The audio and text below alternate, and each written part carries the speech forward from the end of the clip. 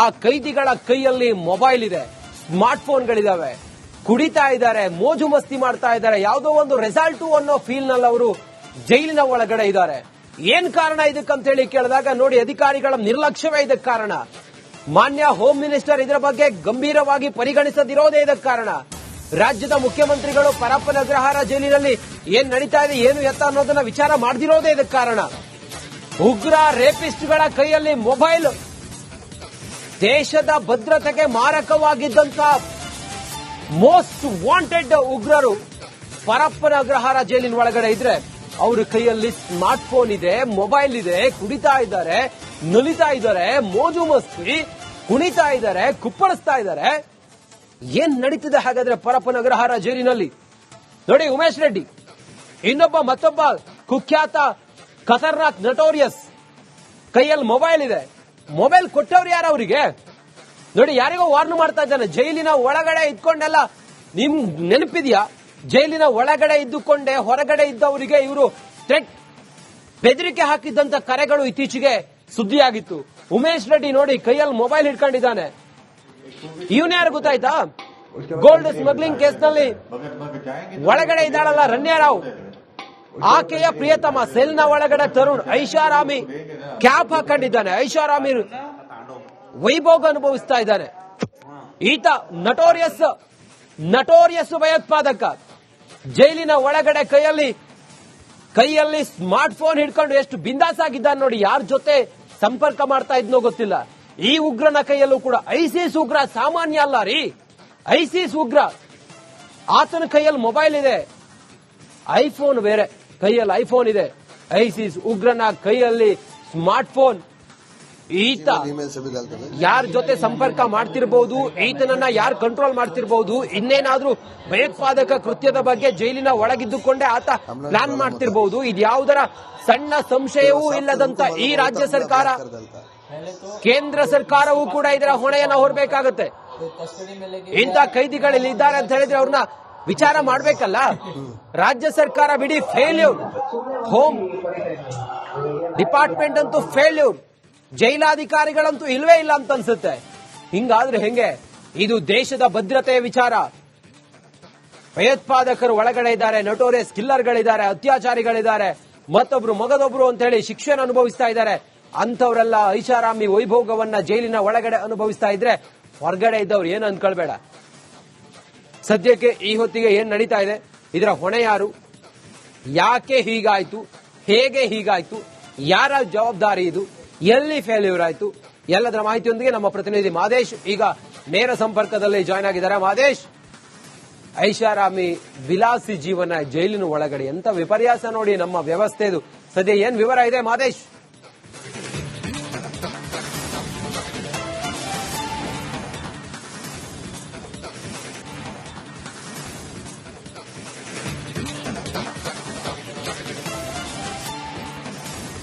ಖಂಡಿತ ರಂಜಿತ್, ಎಲ್ಲೊಂದ್ ಕಡೆ ಅದು ಪರಪ್ಪನ ಅಗ್ರಹಾರ ಜೈಲ ಅಥವಾ ಯಾವ್ದಾದ್ರು ಲಾಡ್ಜಾ ಅಥವಾ ಒಂದು ಹಾಸ್ಟೆಲ್ ಅನ್ನೋ ಫೀಲ್ ಆಗುತ್ತೆ. ಯಾಕಂದ್ರೆ ಕೈದಿಗಳಾಗಿರ್ಬೋದು, ವಿಚಾರಣಾಧೀನ ಕೈದಿಗಳಾಗಿರ್ಬೋದು, ಸಜಾ ಕೈದಿಗಳಾಗಿರ್ಬೋದು, ಅವರಿಗೆ ಏನೂ ಕೂಡ ಅಲ್ಲಿ ಕೊರತೆ ಇಲ್ಲ ಅನ್ನೋಂಥದ್ದು ಮೇಲ್ನೋಟಕ್ಕೆ ಈ ವಿಡಿಯೋಗಳನ್ನ ನೋಡಿದ್ರೆ ಗೊತ್ತಾಗುತ್ತೆ. ಗುಂಡು ತುಂಡು ಸಿಕ್ತಿನ ಒಳಗಡೆ ಅಂದ್ರೆ ನಿಜಕ್ಕೂ ಕೂಡ ಜೈಲಾಧಿಕಾರಿಗಳು ಏನ್ ಮಾಡ್ತಿದ್ದಾರೆ, ನಿಜಕ್ಕೂ ಕೂಡ ಅವರೆಲ್ಲ ದುಡ್ಡು ಕೊರತೆ ಇಲ್ಲ ಅನ್ನುವಂಥದ್ದು ಮೇಲ್ನೋಟಕ್ಕೆ ಈ ವಿಡಿಯೋಗಳನ್ನ ನೋಡಿದ್ರೆ ಗೊತ್ತಾಗುತ್ತೆ. ಗುಂಡು ತುಂಡು ಸಿಗ್ತಿದೆ ಒಳಗಡೆ ಅಂದ್ರೆ ನಿಜಕ್ಕೂ ಕೂಡ ಜೈಲಾಧಿಕಾರಿಗಳು ಏನ್ ಮಾಡ್ತಿದ್ದಾರೆ, ನಿಜಕ್ಕೂ ಕೂಡ ಅವರೆಲ್ಲ ದುಡ್ಡು ಮಾರಾಟ ಆಗಿದ್ದಾರೆ ಅಂತಂದ್ರೆ ತಪ್ಪಾಗ್ಲಿಕ್ಕಿಲ್ಲ. ಯಾಕಂದ್ರೆ ಇಷ್ಟೆಲ್ಲ ಆಗ್ತಿದ್ರು ಕೂಡ ಯಾಕೆ ಅವರು ಈ ರೀತಿಯಾಗಿ ನಿರ್ಲಕ್ಷ್ಯನ ವಹಿಸ್ತಿದ್ದಾರೆ? ಒಂದೇ ಒಂದ್ ಕಾರಣ, ದುಡ್ಡು. ಅದ್ರಲ್ಲೂ ಕೂಡ ಒಳಗಡೆ ಇರುವಂತವ್ರೇನು ಒಳ್ಳೆಯವರಾ? ಎಲ್ಲರೂ ಕೂಡ ಪಾತಕಿಗಳೇ, ಎಲ್ಲರೂ ಕೂಡ ಒಂದಲ್ಲ ಒಂದು ಕ್ರಿಮಿನಲ್ ಕೇಸ್ ಇದ್ದವ್ರೆ, ಎಲ್ಲರೂ ಕೂಡ ಒಂದಲ್ಲ ಒಂದು ದೊಡ್ಡ ದೊಡ್ಡ ಕೇಸ್ನಲ್ಲಿ ಭಾಗಿಯಾಗಿದ್ದವ್ರೆ. ಎಲ್ಲಾ ರೀತಿಯಾದಂತಹ ಕೈದಿಗಳು ಒಳಗಡೆ ಇದ್ದಾರೆ. ಬಾಂಬ್ ಕೇಸ್ನಲ್ಲಿ ಅರೆಸ್ಟ್ ಆಗೋದವರಿದ್ದಾರೆ, ಕೊಲೆ ಕೇಸ್ಗಳಲ್ಲಿ ಅರೆಸ್ಟ್ ಆಗೋದಿದ್ದಾರೆ, ದೊಡ್ಡ ದೊಡ್ಡ ರೌಡಿಸಂನವರು ಮಾಡಿದವರಂತವರೆಲ್ಲ ಒಳಗಡೆ ಇದ್ದಾರೆ. ಅಂತವರ ದುಡ್ಡಿನಾಸೆಗೆ ಜೈಲಾಧಿಕಾರಿಗಳು ಎಲ್ಲೋ ಒಂದು ಕಡೆ ಕಣ್ಮುಚ್ಚಿ ಕುಳಿತಿದ್ದಾರೆ ಅನ್ನುವಂಥದ್ದು ಮೇಲ್ನೋಟಕ್ಕೆ ಗೊತ್ತಾಗ್ತಿದೆ. ಅದರಲ್ಲೂ ಕೂಡ ಈ ಒಂದು ವಿಡಿಯೋ ಇದೆಯಲ್ಲ, ಒಳಗಡೆ ಹಾಸ್ಟೆಲ್ನಲ್ಲಿ ಮಜಾ ಮಾಡುವಂತ ಸಂದರ್ಭದಲ್ಲಿ ಯಾವ ರೀತಿ ಸ್ಟೂಡೆಂಟ್ಗಳು ತೆಗೆದುಕೊಳ್ತಾರಲ್ಲ, ಅದೇ ರೀತಿಯಾಗಿ ಒಳಗಡೆ ಇದ್ದಂತ ಕೈದಿಗಳು ತಮ್ಮ ಪಾರ್ಟಿ ಮಾಡುವಂತ ಸಂದರ್ಭದಲ್ಲಿ, ಎಣ್ಣೆ ಹೊಡೆಯುವಂತ ಸಂದರ್ಭದಲ್ಲಿ, ಡ್ಯಾನ್ಸ್ ಮಾಡುವಂತ ಸಂದರ್ಭದಲ್ಲಿ ವಿಡಿಯೋ ಒಂದನ್ನ ತೆಗೆದು ಹೊರಗಡೆ ಕಳಿಸಿದಾರೆ. ಅಂದ್ರೆ ನಿಜಕ್ಕೂ ಕೂಡ ಜೈಲಾಧಿಕಾರಿಗಳು ಏನ್ ಮಾಡ್ತಿದ್ದಾರೆ ಅನ್ನುವಂಥದ್ದನ್ನ ಪ್ರಶ್ನೆ ಮಾಡಲೇಬೇಕಿದೆ. ಯಾಕಂದ್ರೆ ಹೊರಗಡೆ ಇರುವಂತಹ ಒಂದು ಜೀವನಕ್ಕೂ ಒಳಗಡೆ ಇರುವಂತಹ ಜೀವನಕ್ಕೂ ತುಂಬಾ ಡಿಫರೆನ್ಸ್ ಇರಬೇಕಾಗುತ್ತೆ. ಆದ್ರೆ ಇದನ್ನ ನೋಡಿದ್ರೆ ಜೈಲಿನಲ್ಲೂ ಕೂಡ ಏನ್ ವ್ಯತ್ಯಾಸ ಇಲ್ಲ ಅನ್ಸುತ್ತೆ. ಯಾಕಂದ್ರೆ ಬೇಕಾಗದ್ ಸಿಗ್ತಿದೆ, ಅಲ್ಲಿ ಗುಂಡು ಸಿಗ್ತಿದೆ, ತುಂಡು ಸಿಗ್ತಿದೆ, ಓಡಾಟ ಸಿಗ್ತಿದೆ, ಮೊಬೈಲ್ ಸಿಗ್ತಿದೆ, ಹೆಣ್ಣು ಅಂದ್ಬಿಟ್ರೆ ಮಿಕ್ಕಿದ ಎಲ್ಲವೂ ಕೂಡ ಅಲ್ಲಿ ಸಿಗ್ತಿದೆ ಅನ್ನೋಂಥದ್ದು ಮೇಲ್ನೋಟಕ್ಕೆ ಗೊತ್ತಾಗ್ತಿದೆ. ಆದ್ರೆ ಅಧಿಕಾರಿಗಳು ಅದೇನ್ ಜೈಲಾಗಿ ಇಟ್ಕೊಂಡಿದಾರಾ ಅಥವಾ ಯಾವ್ದಾದ್ರು ಲಾಡ್ಜ್ ತರ ಅದನ್ನ ಮೇಂಟೈನ್ ಮಾಡ್ತಿದಾರಾ ಅನ್ನೋಂಥದ್ದು ಪ್ರಶ್ನೆ ಮಾಡಲೇಬೇಕಿದೆ. ಒಂದಲ್ಲ ಒಂದು ವಿಡಿಯೋಗಳು ಬ್ಯಾಕ್ ಟು ಬ್ಯಾಕ್ ಹೊರಗಡೆ ಬರ್ತಿದೆ. ಆದ್ರೆ ಹಿರಿಯ ಅಧಿಕಾರಿಗಳು ಏನ್ ಮಾಡ್ತಿದ್ದಾರೆ, ಪ್ರತಿ ಬಾರಿಯೂ ಕೂಡ ಹೋದ್ರು, ಇನ್ಫೆಕ್ಷನ್ ಮಾಡಿದ್ರು, ಅಲ್ಲೇನು ಸಿಗ್ಲಿಲ್ಲ ಅಂತಾರೆ, ಕೆಲವೊಂದು ಸಿಕ್ತು ಅಂತಾರೆ, ಅವ್ರನ್ನ ಇದ್ ಮಾಡಿದ್ವಿ ಅಂತಾರೆ, ಇವ್ರನ್ನ ಇದ್ ಮಾಡಿದ್ವಿ ಅಂತಾರೆ.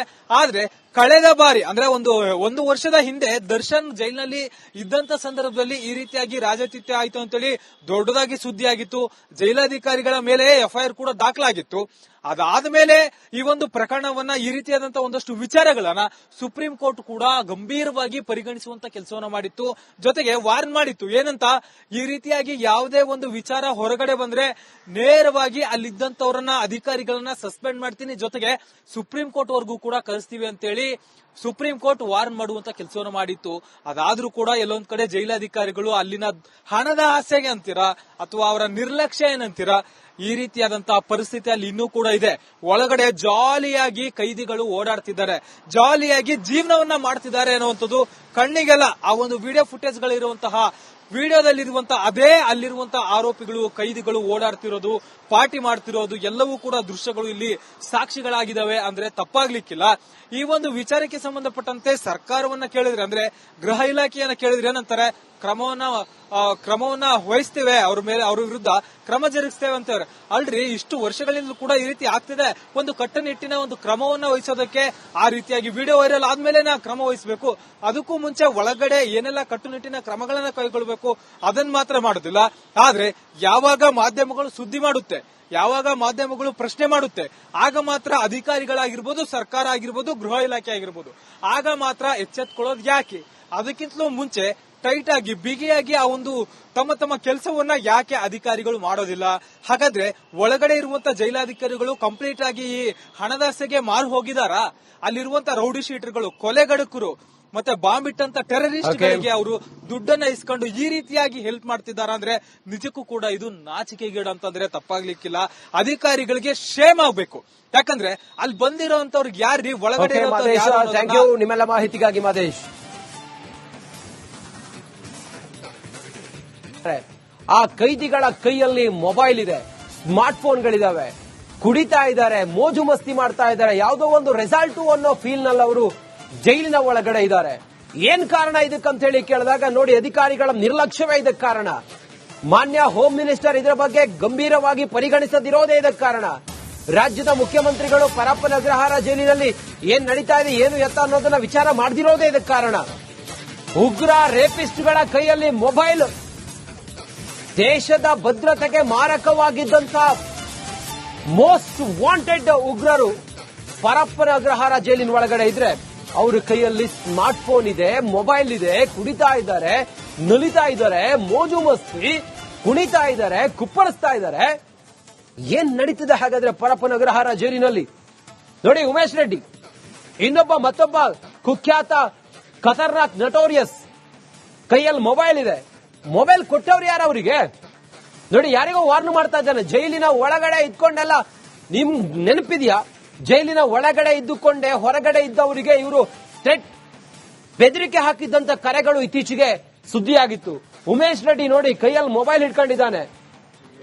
ಇವನ್ ಯಾರು ಗೊತ್ತಾಯ್ತಾ? ಗೋಲ್ಡ್ ಸ್ಮಗ್ಲಿಂಗ್ ಕೇಸ್ನಲ್ಲಿ ಒಳಗಡೆ ಇದ್ದಾಳಲ್ಲ ರಣ್ಯಾ ರಾವ್, ಆಕೆಯ ಪ್ರಿಯತಮ ಸೆಲ್ನ ಒಳಗಡೆ ತರುಣ್ ಐಷಾರಾಮಿ ಕ್ಯಾಪ್ ಹಾಕೊಂಡಿದ್ದಾನೆ. ಐಷಾರಾಮಿ ವೈಭೋಗ ಅನುಭವಿಸ್ತಾ ಇದ್ದಾನೆ.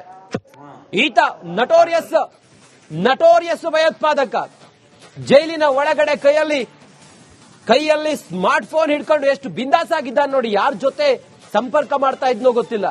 ಈ ಉಗ್ರನ ಕೈಯಲ್ಲೂ ಕೂಡ ಐಸಿಸ್ ಉಗ್ರ ಸಾಮಾನ್ಯ ಅಲ್ಲ ರೀ, ಐಸಿಸ್ ಉಗ್ರ. ಆತನ ಕೈಯಲ್ಲಿ ಮೊಬೈಲ್ ಇದೆ, ಐಫೋನ್ ಬೇರೆ, ಕೈಯಲ್ಲಿ ಐಫೋನ್ ಇದೆ. ಐಸಿಸ್ ಉಗ್ರನ ಕೈಯಲ್ಲಿ ಸ್ಮಾರ್ಟ್ ಫೋನ್. ಈತ ಯಾರ ಜೊತೆ ಸಂಪರ್ಕ ಮಾಡ್ತಿರ್ಬೋದು, ಈತನನ್ನ ಯಾರು ಕಂಟ್ರೋಲ್ ಮಾಡ್ತಿರ್ಬೋದು, ಇನ್ನೇನಾದ್ರೂ ಭಯೋತ್ಪಾದಕ ಕೃತ್ಯದ ಬಗ್ಗೆ ಜೈಲಿನ ಒಳಗಿದ್ದುಕೊಂಡೇ ಆತ ಪ್ಲಾನ್ ಮಾಡ್ತಿರ್ಬೋದು. ಇದ್ಯಾವುದರ ಸಣ್ಣ ಸಂಶಯವೂ ಇಲ್ಲದಂತ ಈ ರಾಜ್ಯ ಸರ್ಕಾರ, ಕೇಂದ್ರ ಸರ್ಕಾರವೂ ಕೂಡ ಇದರ ಹೊಣೆಯನ್ನ ಹೊರಬೇಕಾಗುತ್ತೆ. ಇಂಥ ಕೈದಿಗಳಲ್ಲಿ ಇದ್ದಾರೆ ಅಂತ ಹೇಳಿದ್ರೆ ಅವ್ರನ್ನ ವಿಚಾರ ಮಾಡ್ಬೇಕಲ್ಲ. ರಾಜ್ಯ ಸರ್ಕಾರ ಬಿಡಿ ಫೇಲ್ಯೂರ್, ಹೋಮ್ ಡಿಪಾರ್ಟ್ಮೆಂಟ್ ಅಂತೂ ಫೇಲ್ಯೂರ್, ಜೈಲಾಧಿಕಾರಿಗಳಂತೂ ಇಲ್ವೇ ಇಲ್ಲ ಅಂತ ಅನ್ಸುತ್ತೆ. ಹಿಂಗಾದ್ರೆ ಹೆಂಗೆ? ಇದು ದೇಶದ ಭದ್ರತೆಯ ವಿಚಾರ. ಭಯೋತ್ಪಾದಕರು ಒಳಗಡೆ ಇದ್ದಾರೆ, ನಟೋರಿಯಸ್ ಕಿಲ್ಲರ್ಗಳಿದ್ದಾರೆ, ಅತ್ಯಾಚಾರಿಗಳಿದ್ದಾರೆ, ಮತ್ತೊಬ್ರು ಮಗದೊಬ್ರು ಅಂತ ಹೇಳಿ ಶಿಕ್ಷೆಯನ್ನು ಅನುಭವಿಸ್ತಾ ಇದ್ದಾರೆ.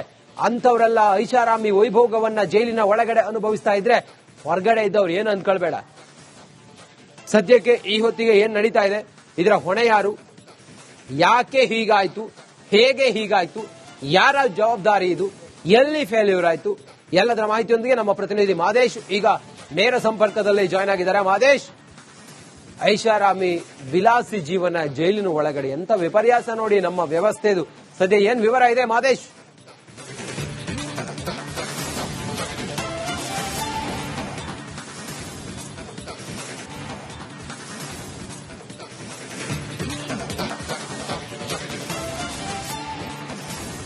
ಖಂಡಿತ ರಂಜಿತ್, ಎಲ್ಲೊಂದ್ ಕಡೆ ಅದು ಪರಪ್ಪನಗರ ಜೈಲ ಅಥವಾ ಯಾವ್ದಾದ್ರು ಲಾಡ್ಜಾ ಅಥವಾ ಒಂದು ಹಾಸ್ಟೆಲ್ ಅನ್ನೋ ಫೀಲ್ ಆಗುತ್ತೆ. ಯಾಕಂದ್ರೆ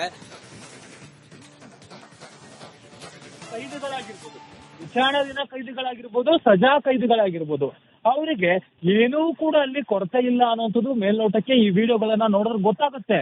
ಗುಂಡು ತುಂಡು ಸಿಕ್ತಿನ ಒಳಗಡೆ ಅಂದ್ರೆ ನಿಜಕ್ಕೂ ಕೂಡ ಜೈಲಾಧಿಕಾರಿಗಳು ಏನ್ ಮಾಡ್ತಿದ್ದಾರೆ, ನಿಜಕ್ಕೂ ಕೂಡ ಅವರೆಲ್ಲ ದುಡ್ಡು ಕೊರತೆ ಇಲ್ಲ ಅನ್ನುವಂಥದ್ದು ಮೇಲ್ನೋಟಕ್ಕೆ ಈ ವಿಡಿಯೋಗಳನ್ನ ನೋಡಿದ್ರೆ ಗೊತ್ತಾಗುತ್ತೆ. ಗುಂಡು ತುಂಡು ಸಿಗ್ತಿದೆ ಒಳಗಡೆ ಅಂದ್ರೆ ನಿಜಕ್ಕೂ ಕೂಡ ಜೈಲಾಧಿಕಾರಿಗಳು ಏನ್ ಮಾಡ್ತಿದ್ದಾರೆ, ನಿಜಕ್ಕೂ ಕೂಡ ಅವರೆಲ್ಲ ದುಡ್ಡು ಮಾರಾಟ ಆಗಿದ್ದಾರೆ ಅಂತಂದ್ರೆ ತಪ್ಪಾಗ್ಲಿಕ್ಕಿಲ್ಲ. ಯಾಕಂದ್ರೆ ಇಷ್ಟೆಲ್ಲ ಆಗ್ತಿದ್ರು ಕೂಡ ಯಾಕೆ ಅವರು ಈ ರೀತಿಯಾಗಿ ನಿರ್ಲಕ್ಷ್ಯನ ವಹಿಸ್ತಿದ್ದಾರೆ? ಒಂದೇ ಒಂದ್ ಕಾರಣ, ದುಡ್ಡು. ಅದ್ರಲ್ಲೂ ಕೂಡ ಒಳಗಡೆ ಇರುವಂತವ್ರೇನು ಒಳ್ಳೆಯವರಾ? ಎಲ್ಲರೂ ಕೂಡ ಪಾತಕಿಗಳೇ, ಎಲ್ಲರೂ ಕೂಡ ಒಂದಲ್ಲ ಒಂದು ಕ್ರಿಮಿನಲ್ ಕೇಸ್ ಇದ್ದವ್ರೆ, ಎಲ್ಲರೂ ಕೂಡ ಒಂದಲ್ಲ ಒಂದು ದೊಡ್ಡ ದೊಡ್ಡ ಕೇಸ್ ನಲ್ಲಿ ಭಾಗಿಯಾಗಿದ್ದವ್ರೆ.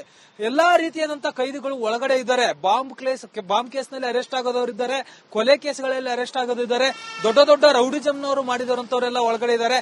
ಅಂತವರ ದುಡ್ಡಿನಾಸೆಗೆ ಜೈಲಾಧಿಕಾರಿಗಳು ಎಲ್ಲೋ ಒಂದು ಕಡೆ ಕಣ್ಮುಚ್ಚಿ ಕುಳಿತಿದ್ದಾರೆ ಅನ್ನುವಂಥದ್ದು ಮೇಲ್ನೋಟಕ್ಕೆ ಗೊತ್ತಾಗ್ತಿದೆ. ಅದರಲ್ಲೂ ಕೂಡ ಈ ಒಂದು ವಿಡಿಯೋ ಇದೆಯಲ್ಲ, ಒಳಗಡೆ ಹಾಸ್ಟೆಲ್ ನಲ್ಲಿ ಮಜಾ ಮಾಡುವಂತ ಸಂದರ್ಭದಲ್ಲಿ ಯಾವ ರೀತಿ ಸ್ಟೂಡೆಂಟ್ಗಳು ತೆಗೆದುಕೊಳ್ತಾರಲ್ಲ, ಅದೇ ರೀತಿಯಾಗಿ ಒಳಗಡೆ ಇದ್ದಂತ ಕೈದಿಗಳು ತಮ್ಮ ಪಾರ್ಟಿ ಮಾಡುವಂತ ಸಂದರ್ಭದಲ್ಲಿ, ಎಣ್ಣೆ ಹೊಡೆಯುವಂತ ಸಂದರ್ಭದಲ್ಲಿ, ಡ್ಯಾನ್ಸ್ ಮಾಡುವಂತ ಸಂದರ್ಭದಲ್ಲಿ ವಿಡಿಯೋ ಒಂದನ್ನ ತೆಗೆದು ಹೊರಗಡೆ ಕಳಿಸಿದ್ದಾರೆ. ಅಂದ್ರೆ ನಿಜಕ್ಕೂ ಕೂಡ ಜೈಲಾಧಿಕಾರಿಗಳು ಏನ್ ಮಾಡ್ತಿದ್ದಾರೆ ಅನ್ನುವಂಥದ್ದನ್ನ ಪ್ರಶ್ನೆ ಮಾಡಲೇಬೇಕಿದೆ. ಯಾಕಂದ್ರೆ ಹೊರಗಡೆ ಇರುವಂತಹ ಒಂದು ಜೀವನಕ್ಕೂ ಒಳಗಡೆ ಇರುವಂತಹ ಜೀವನಕ್ಕೂ ತುಂಬಾ ಡಿಫರೆನ್ಸ್ ಇರಬೇಕಾಗುತ್ತೆ. ಆದ್ರೆ ಇದನ್ನ ನೋಡಿದ್ರೆ ಜೈಲಿನಲ್ಲೂ ಕೂಡ ಏನ್ ವ್ಯತ್ಯಾಸ ಇಲ್ಲ ಅನ್ಸುತ್ತೆ. ಯಾಕಂದ್ರೆ ಬೇಕಾದ ಸಿಗ್ತಿದೆ, ಅಲ್ಲಿ ಗುಂಡು ಸಿಗ್ತಿದೆ, ತುಂಡು ಸಿಗ್ತಿದೆ, ಓಡಾಟ ಸಿಗ್ತಿದೆ, ಮೊಬೈಲ್ ಸಿಗ್ತಿದೆ, ಹೆಣ್ಣೊಂದ್ ಬಿಟ್ರೆ ಮಿಕ್ಕಿದ ಎಲ್ಲವೂ ಕೂಡ ಅಲ್ಲಿ ಸಿಗ್ತಿದೆ ಅನ್ನೋಂಥದ್ದು ಮೇಲ್ನೋಟಕ್ಕೆ ಗೊತ್ತಾಗ್ತಿದೆ. ಆದ್ರೆ ಅಧಿಕಾರಿಗಳು ಅದೇನ್ ಜೈಲಾಗಿ ಇಟ್ಕೊಂಡಿದಾರಾ ಅಥವಾ ಯಾವ್ದಾದ್ರು ಲಾಡ್ಜ್ ತರ ಅದನ್ನ ಮೇಂಟೈನ್ ಮಾಡ್ತಿದಾರ ಅನ್ನೋಂಥದ್ದು ಪ್ರಶ್ನೆ ಮಾಡಲೇಬೇಕಿದೆ. ಒಂದಲ್ಲ ಒಂದು ವಿಡಿಯೋಗಳು ಬ್ಯಾಕ್ ಟು ಬ್ಯಾಕ್ ಹೊರಗಡೆ ಬರ್ತಿದೆ. ಆದ್ರೆ ಹಿರಿಯ ಅಧಿಕಾರಿಗಳು ಏನ್ ಮಾಡ್ತಿದ್ದಾರೆ, ಪ್ರತಿ ಬಾರಿಯೂ ಕೂಡ ಹೋದ್ರು, ಇನ್ಫೆಕ್ಷನ್ ಮಾಡಿದ್ರು, ಅಲ್ಲೇನು ಸಿಗ್ಲಿಲ್ಲ ಅಂತಾರೆ, ಕೆಲವೊಂದು ಸಿಕ್ತು ಅಂತಾರೆ, ಅವ್ರನ್ನ ಇದ್ ಮಾಡಿದ್ವಿ ಅಂತಾರೆ, ಇವ್ರನ್ನ ಇದ್ ಮಾಡಿದ್ವಿ ಅಂತಾರೆ. ಆದ್ರೆ ಕಳೆದ ಬಾರಿ ಅಂದ್ರೆ ಒಂದು ವರ್ಷದ ಹಿಂದೆ ದರ್ಶನ್ ಜೈಲಿನಲ್ಲಿ ಇದ್ದಂತ ಸಂದರ್ಭದಲ್ಲಿ ಈ ರೀತಿಯಾಗಿ ರಾಜತಿಥ್ಯ ಆಯ್ತು ಅಂತೇಳಿ ದೊಡ್ಡದಾಗಿ ಸುದ್ದಿ ಆಗಿತ್ತು. ಜೈಲಾಧಿಕಾರಿಗಳ ಮೇಲೆ ಎಫ್ಐಆರ್ ಕೂಡ ದಾಖಲಾಗಿತ್ತು. ಅದಾದ್ಮೇಲೆ ಈ ಒಂದು ಪ್ರಕರಣವನ್ನ, ಈ ರೀತಿಯಾದಂತಹ ಒಂದಷ್ಟು ವಿಚಾರಗಳನ್ನ ಸುಪ್ರೀಂ ಕೋರ್ಟ್ ಕೂಡ ಗಂಭೀರವಾಗಿ ಪರಿಗಣಿಸುವಂತ ಕೆಲಸವನ್ನ ಮಾಡಿತ್ತು. ಜೊತೆಗೆ ವಾರ್ನ್ ಮಾಡಿತ್ತು, ಏನಂತ, ಈ ರೀತಿಯಾಗಿ ಯಾವುದೇ ಒಂದು ವಿಚಾರ ಹೊರಗಡೆ ಬಂದ್ರೆ ನೇರವಾಗಿ ಅಲ್ಲಿದ್ದಂತವರನ್ನ, ಅಧಿಕಾರಿಗಳನ್ನ ಸಸ್ಪೆಂಡ್ ಮಾಡ್ತೀನಿ, ಜೊತೆಗೆ ಸುಪ್ರೀಂ ಕೋರ್ಟ್ ವರ್ಗೂ ಕೂಡ ಕಳಿಸ್ತೀವಿ ಅಂತೇಳಿ ಸುಪ್ರೀಂ ಕೋರ್ಟ್ ವಾರ್ನ್ ಮಾಡುವಂತ ಕೆಲಸವನ್ನು ಮಾಡಿತ್ತು. ಅದಾದ್ರೂ ಕೂಡ ಎಲ್ಲೊಂದ್ ಕಡೆ ಜೈಲಾಧಿಕಾರಿಗಳು ಅಲ್ಲಿನ ಹಣದ ಆಸೆಗೆ ಅಂತೀರಾ ಅಥವಾ ಅವರ ನಿರ್ಲಕ್ಷ್ಯ ಏನಂತೀರಾ, ಈ ರೀತಿಯಾದಂತಹ ಪರಿಸ್ಥಿತಿ ಅಲ್ಲಿ ಇನ್ನೂ ಕೂಡ ಇದೆ. ಒಳಗಡೆ ಜಾಲಿಯಾಗಿ ಕೈದಿಗಳು ಓಡಾಡ್ತಿದ್ದಾರೆ, ಜಾಲಿಯಾಗಿ ಜೀವನವನ್ನ ಮಾಡ್ತಿದ್ದಾರೆ ಅನ್ನುವಂಥದ್ದು ಕಣ್ಣಿಗೆಲ್ಲ ಆ ಒಂದು ವಿಡಿಯೋ ಫುಟೇಜ್ ಗಳಿರುವಂತಹ ವಿಡಿಯೋದಲ್ಲಿರುವಂತಹ ಅದೇ ಅಲ್ಲಿರುವಂತಹ ಆರೋಪಿಗಳು, ಕೈದಿಗಳು ಓಡಾಡ್ತಿರೋದು, ಪಾರ್ಟಿ ಮಾಡ್ತಿರೋದು ಎಲ್ಲವೂ ಕೂಡ ದೃಶ್ಯಗಳು ಇಲ್ಲಿ ಸಾಕ್ಷಿಗಳಾಗಿದ್ದಾವೆ ಅಂದ್ರೆ ತಪ್ಪಾಗ್ಲಿಕ್ಕಿಲ್ಲ.